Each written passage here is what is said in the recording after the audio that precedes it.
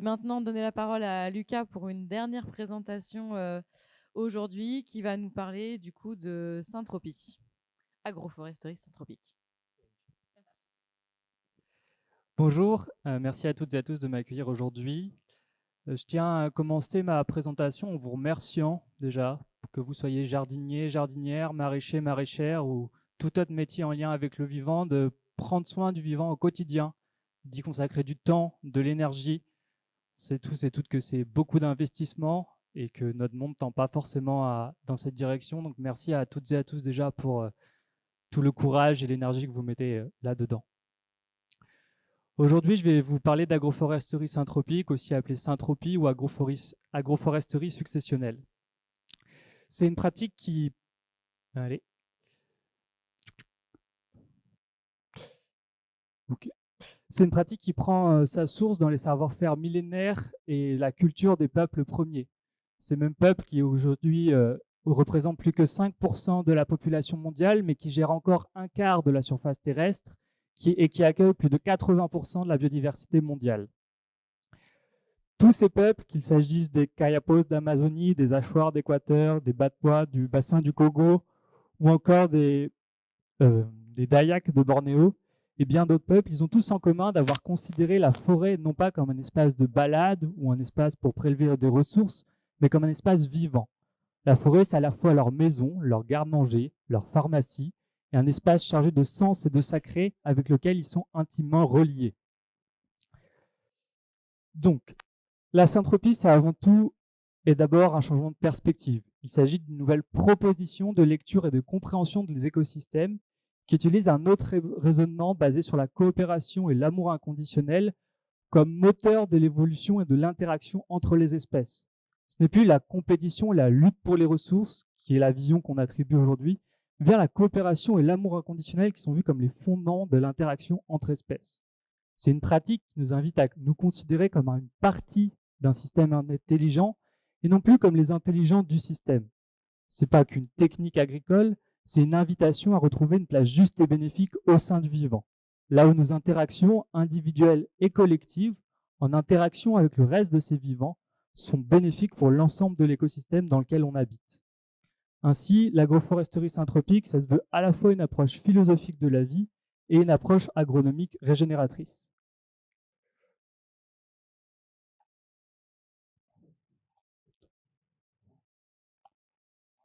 Allez, on va y arriver. Sur l'aspect agronomique, l'idée, c'est de créer des agroécosystèmes productifs et robustes qui vont imiter les écosystèmes naturels environnants où vous êtes situé en termes de structure, de dynamique et de fonctionnement. Quand je dis robuste, je fais référence aux travaux du biologiste Olivier Amand qui qualifie d'un système robuste un système qui peut survivre mais aussi prospérer dans un environnement incertain et fluctuant qui sont les environnements dans lesquels on évolue de plus en plus. Et pour ce faire, on va venir mimer les cycles et les processus à l'œuvre au sein du vivant et à les transcrire comme fondamentaux de nos pratiques agricoles. On parle souvent d'agriculture naturelle pour décrire les méthodes d'agriculture qui respectent la nature. Mais pour pratiquer une agriculture respectueuse de la nature, est-ce qu'on est bien sûr d'avoir compris là où elle souhaite aller, là où elle nous mène? Un exemple que je vois souvent, c'est celui-ci, une planche paillée.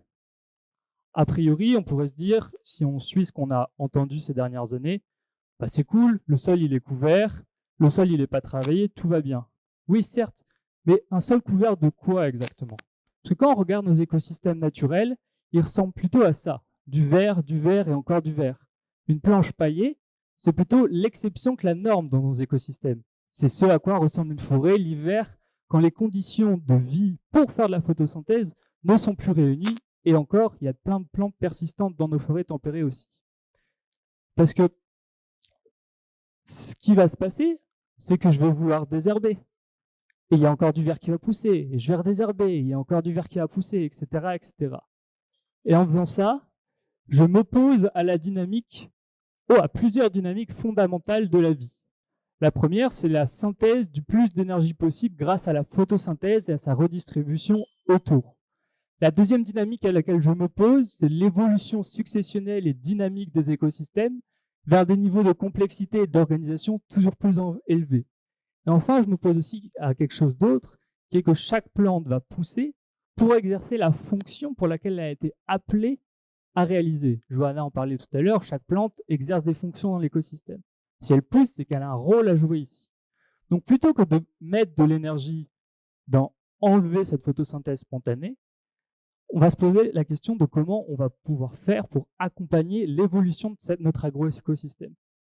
Donc l'invitation, c'est d'arrêter de freiner les dynamiques évolutives du vivant pour au contraire les accompagner, voire même les amplifier en tant que gestionnaire, gardien de nos agroécosystèmes. La première chose qu'on va chercher à faire, c'est de mimer la dynamique successionnelle. La dynamique successionnelle de nos écosystèmes, aussi appelée succession écologique ou succession naturelle, c'est le moteur de l'évolution de la vie dans l'espace et le temps. C'est grâce à ce processus que les écosystèmes tendent à être toujours plus fertiles, riches, abondants, que se tisse cette trame interconnectée et interdépendante que forme la vie. Le vivant, il est mu par un immense élan de don et de générosité pour les suivants. Chaque plante va pousser pour améliorer les conditions pour les suivantes, et ainsi les écosystèmes pourront accueillir des niveaux de vie toujours plus riches et fertiles. Alors pourquoi on dépense autant d'énergie à freiner, à aller à l'encontre de cette dynamique? Pourquoi on cherche dans nos systèmes agricoles actuels à les maintenir dans un stade unique de la succession?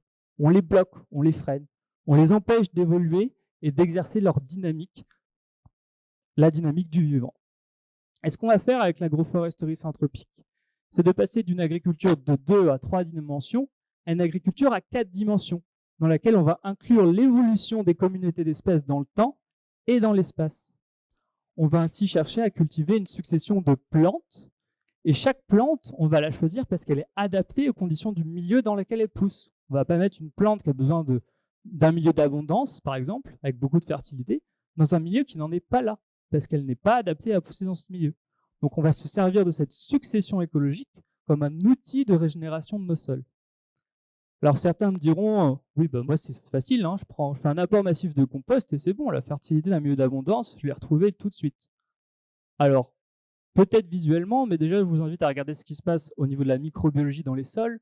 Est-ce que les micro-organismes, eux, ont eu le temps de faire cette succession et cette évolution? Est-ce qu'ils vont être adaptés aux plantes que vous allez pousser?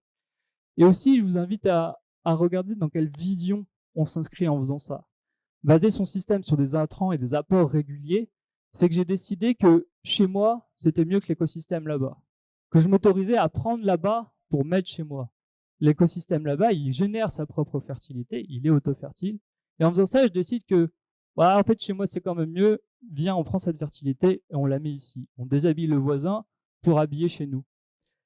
Et je sais pas vous, mais moi, cette histoire d'aller prendre chez les autres pour ramener chez nous, ça me rappelle une triste histoire de notre société occidentale que j'aimerais bien arrêter de perpétuer. Et donc, avec la syntropie, ce qu'on va chercher, c'est de s'inscrire dans cette démarche de coopération avec les autres êtres vivants, comme je vous l'ai dit. Et notre deuxième outil fondamental pour ça, ça va être de maximiser la photosynthèse. Partout où c'est possible, la vie essaye de s'installer, de faire de la photosynthèse. Sans photosynthèse, on ne peut pas se nourrir, on ne peut pas se vêtir, on ne peut pas se loger, on ne peut pas se chauffer, on ne peut même pas se déplacer parce que tout le pétrole et le charbon qu'on crame, c'est de la photosynthèse. Alors plutôt que de lutter contre cette photosynthèse spontanée qui apparaît dans nos parcelles, et si on essayait de la maximiser et de créer des agroécosystèmes multistratifiés à haute diversité et densité?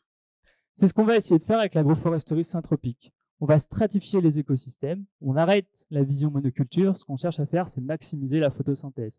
Donc plusieurs étages. Et puis aussi, on a la fâcheuse tendance à croire que toutes les plantes qu'on cultive poussent en plein soleil. Et merci pour ton intervention. On le voit, la tomate, elle a une meilleure qualité nutritive à la mi-ombre qu'en plein soleil. Donc ce qu'on fait, c'est qu'en positionnant toutes les plantes en plein soleil, on crée les conditions de leur maladie. On ne place pas chaque plante dans ses conditions optimales de lumière et de fertilité. Et avec l'agroforesterie syntropique, c'est ça qu'on va essayer de faire. C'est quand on réfléchit nos designs et nos plantations, c'est de placer chaque plante dans ses conditions optimales de lumière et de fertilité.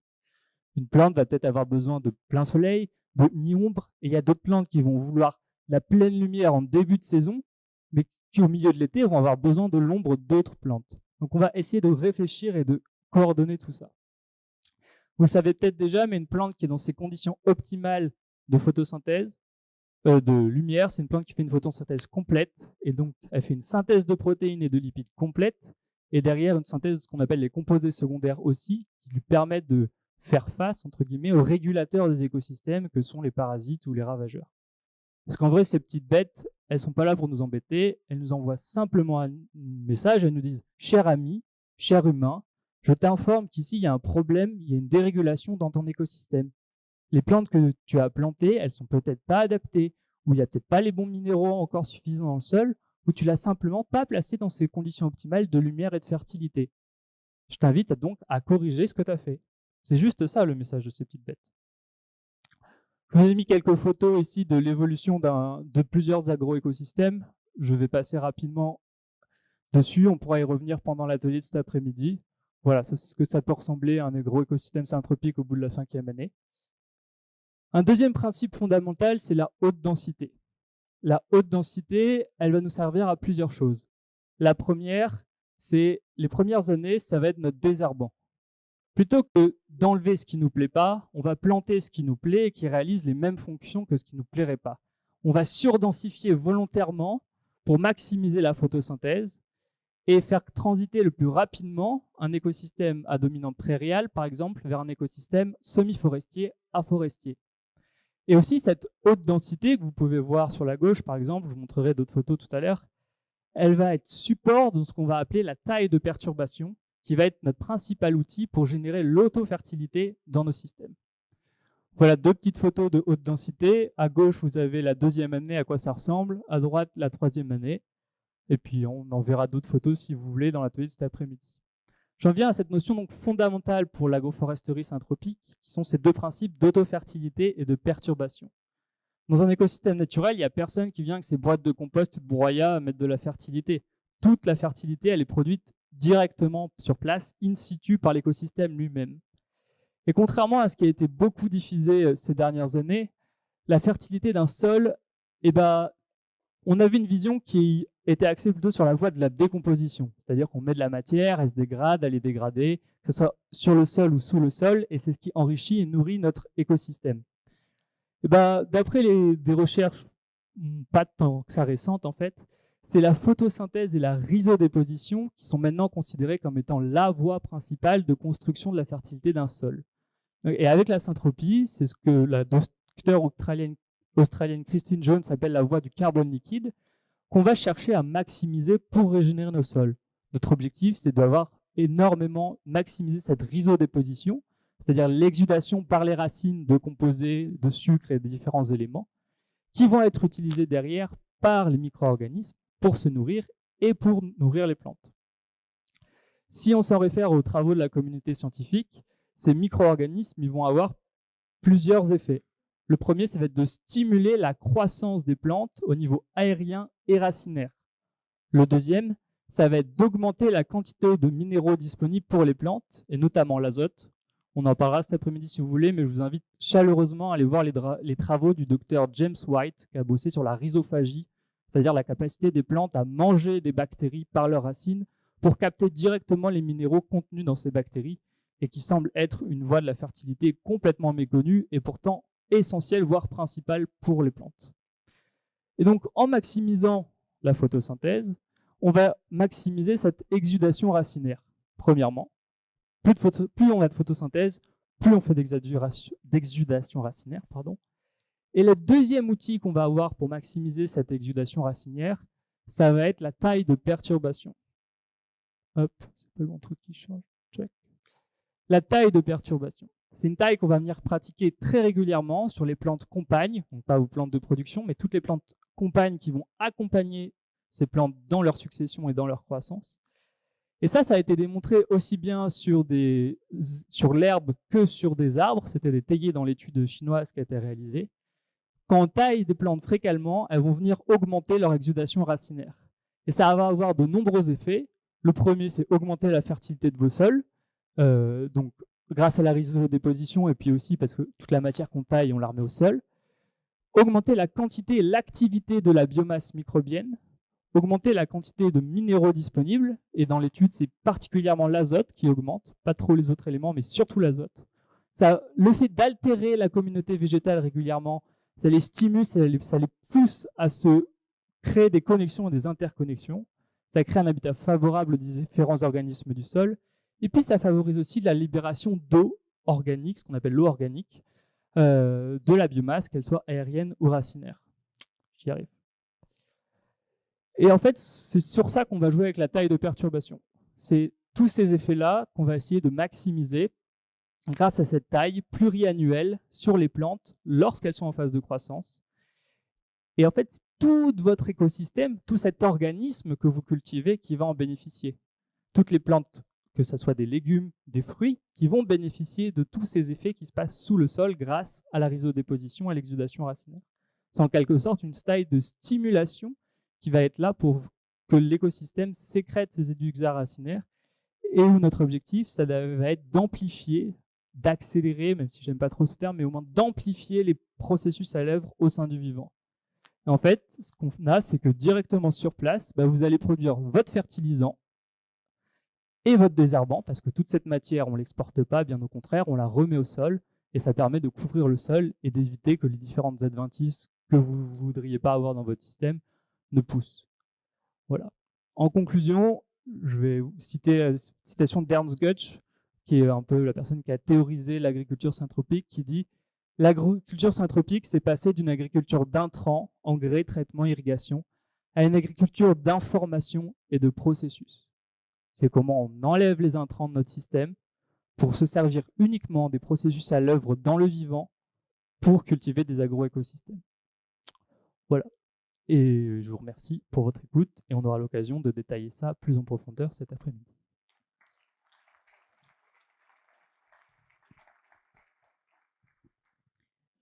Merci beaucoup Lucas pour cette présentation. Est-ce qu'il y a des questions avant qu'on aille manger pour Lucas? Oui, on peut prendre le micro, sinon en parlant fort, c'est assez efficace. Bonjour, que faites-vous? Est-ce que vous entendez bien? Oui. Merci beaucoup de votre présentation. Que faites-vous de vos tailles pluriannuelles? La question, c'est que faites-vous de votre taille pluriannuelle? En fait, toute la matière qu'on taille, on la remet directement au sol. Sans aucune intervention sur... Ah, ça dépend des systèmes. Il y a des personnes qui vont privilégier de broyer et d'autres qui vont juste laisser comme ça. Le désavantage qu'il peut y avoir, broyer, ça peut avoir un avantage les premières années parce qu'on remet de la matière plus facilement digeste pour les micro-organismes. Mais c'est un gros désavantage, c'est qu'en fait, broyer avec un broyeur thermique, c'est prendre de la photosynthèse, la cramer pour broyer la matière. Donc bien souvent, ce qu'on dit et ce qu'on fait, c'est on découpe juste en petits tronçons et on le repose au sol. Parce que plus on facilite aussi, plus je mâche le travail, moins les micro-organismes qui vont se développer vont être adaptés. Donc derrière, voilà, il y en a beaucoup en fait qui taillent et juste reposent au sol, même des sections comme ça, on les ouvre en deux, les repose au sol et terminé. J'ai une autre question, c'est sur le retour de la syntropie. Qu'est-ce qu'il en est? Parce qu'on a bien vu pas mal de retours sur la partie arboriculture et on en a moins vu sur la partie céréalière et sur la partie aussi légumes, parce qu'il y a des maraîchers qui arrivent à produire suffisamment en conséquence. Carrément. La question c'est, on a beaucoup de vues de retour en climat tropical sur l'aspect arboriculture. Qu'en est-il de l'aspect céréalier ou maraîchage? Donc, en climat tropical, ils ont développé des itinéraires techniques semi-syntropiques parce qu'on ne laisse pas l'écosystème tendre vers la forêt puisque les légumes sont des plantes qui poussent en clairière. Donc, l'idée c'est, il y a un petit peu d'ombre, on réouvre la clairière, il y a un petit peu d'ombre, on réouvre la clairière et ça très régulièrement. En climat tempéré, il y a un seul maraîcher à ma connaissance qui est en Écosse ou en Angleterre, je ne sais plus, qui s'appelle Joshua Sparks, qui a créé un agroécosystème syntropique en maraîchage. Je pourrais détailler ça pendant l'atelier si certains d'entre vous sont intéressés. Et sur les céréales, ça commence tout juste à être étudié au Brésil par Ernst Götsch et son équipe. Donc il y a très peu de retours là-dessus. Mais l'idée, ça serait c'est aussi se poser la question, quel est le milieu naturel des céréales? C'est une plante de ripisylve, de bord qui subissait les crues et les apports de limon réguliers. Une plante qui était perturbée aussi, broutée par les animaux. Donc on pourrait peut-être entrevoir un début de conception de système syntropique avec tout ce qu'on appelle le blé brouté ou le blé perturbé par différents moutons qui le fait taler, etc. Plus on pourrait imaginer l'associer avec d'autres plantes compagnes de son milieu naturel qu'on viendrait, elles, faucher et progressivement le blé prendrait la place. Voilà. Mais pour le moment, il y a très peu de recul et de réflexion sur des systèmes céréaliers et maraîchers, ça commence de plus en plus. Voilà. Justement, il y a les systèmes mille-pas qui sont utilisés notamment en Amérique du Sud avec maïs, haricots et courges et qui permettent un semblant de syntropie. Et donc après, à voir aussi sur des systèmes sur des plantes plus locales. La milpa, c'est. Alors, en Occident, on dit souvent maïs, courge et haricots. Il faut savoir que ces maïs, courge et haricots, c'est les 2 premières années du système. Après, c'est arbre, arbuste, arbre fruitier et la clairière se referme en une forêt. C'est ça qu'ils appellent la milpa. Il est utilisé de manière annuelle plutôt. Et justement, il permet d'avoir une production et de. C'est gérer un peu le climat, mais sur quelque chose d'assez annuel et plus alimentaire directement. Ça, c'est un exemple d'un système syntropique qu'on pourrait dire la milpa, entre guillemets. Après, il y a quand même une réflexion de fond, c'est que les écosystèmes, ils évoluent vers la forêt. Pas pour rien, parce que je ne sais pas si vous voyez la richesse en termes de nutriments d'un légume, mais si vous exportez toujours des légumes, si vous voulez maintenir un système légumes tout le temps, on va à l'encontre de l'évolution de la vie. Et c'est pas pour rien qu'elle tend vers la forêt aussi, c'est parce que c'est plus les mêmes besoins, etc. Ouais. Et d'où, alors là, je suis peut-être moins sûr, mais il y a l'utilisation justement de l'élevage pour recapter toute la matière feuille qui n'est pas utilisée par l'homme et voilà, le redisperser, le rebroyer. En fait, c'est quelque chose, je me rends compte, j'ai oublié de vous dire, mais ce qu'on vient mimer avec la taille de perturbation, c'est les interactions que les végétaux ont toujours eu avec les animaux et aussi avec les éléments climatiques, le vent, la foudre, les incendies, etc. On essaie vraiment de reproduire ça, mais beaucoup plus régulièrement. En tout cas, de retrouver des milieux qui interagissent comme on pouvait l'avoir avant le néolithique, où il y avait énormément de mégafaune qui interagissaient avec ces végétaux et qui les perturbaient très régulièrement. Et donc, intégrer des animaux dans ce système, moi, ça me paraîtrait être l'idéal. J'ai vu encore peu de personnes le faire, mais effectivement, réfléchir à cette perturbation animale, ça serait... voilà. Et après, on est un animal aussi, on a notre rôle à jouer là-dedans, il ne faut pas l'oublier, on reste un animal et quelle est notre place au sein du vivant? Moi, je pense que c'est perturber et disséminer des graines.